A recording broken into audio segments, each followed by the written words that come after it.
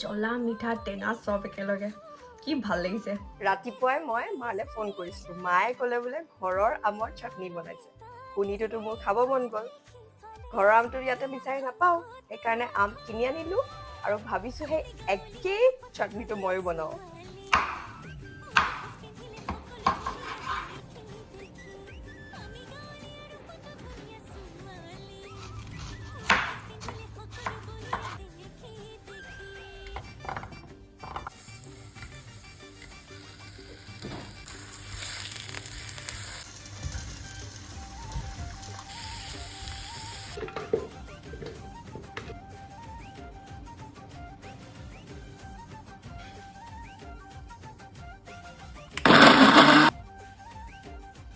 তো চাটনিটো টেষ্ট কৰি লওঁ